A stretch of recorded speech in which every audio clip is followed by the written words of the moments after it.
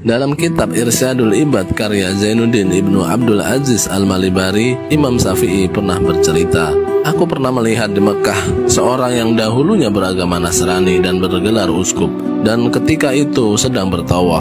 Aku bertanya kepadanya, 'Apa yang membuatmu enggan terhadap agama nenek moyangmu?' Lalu dia berkata, 'Aku telah menggantinya dengan jalan yang lebih baik.' Kemudian Imam Syafi'i berkata, 'Bagaimana kisahnya sampai demikian?' Lalu seseorang itu bercerita, 'Suatu hari aku pergi dengan kapal laut. Ketika sampai pada pertengahannya, tiba-tiba karena aku dan lain sebab kapal itu terbelah. Aku berupaya untuk mencari keselamatan dan aku bertaut dengan sepotong papan. Kulihat gelombang laut bergumpalan laksana gunung-gunung yang tampak dari kejauhan. Akhirnya aku pun terpental ke tepi laut di pulau itu.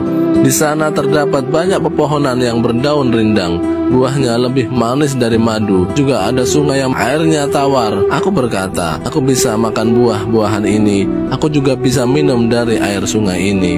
Namun yang paling menyusahkanku adalah ketika malam tiba, ketika kegelapan telah menyelimuti. Aku takut binatang buas datang dan menerkam tubuhku. Ku pun memanjat pohon agar terlindung dari binatang buas. Dan setelah tubuhku kuikat dengan tali agar tidak sampai terjatuh, aku pun tertidur. Dan di saat pertengahan malam, tiba-tiba aku terjaga dan tak kuduga aku melihat binatang yang berenang di air membaca tasbih. Lidahnya begitu fasih. Binatang itu berbeda dengan yang lain. Kepalanya berbentuk burung kasuari, bertampang manusia, berkaki unta dan ekornya seperti ikan. Karena takut, aku pun segera turun dari pohon dan berlari. Binatang itu memandangku dan berkata, "Berhentilah, bila kamu tetap berlari, kamu akan binasa." Dan aku pun berhenti. Sesungguhnya sekarang kau berada di daerah jin yang mukmin dan tidak akan selamat di sini kecuali orang-orang muslim. Aku berkata, "Bagaimana caranya memeluk Islam?" "Bacalah asyhadu alla ilaha illallah wa asyhadu anna muhammadar rasulullah," jawabnya.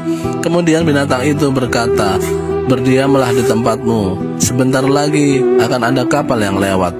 Dan binatang itu pun pergi menghilang dari pandanganku.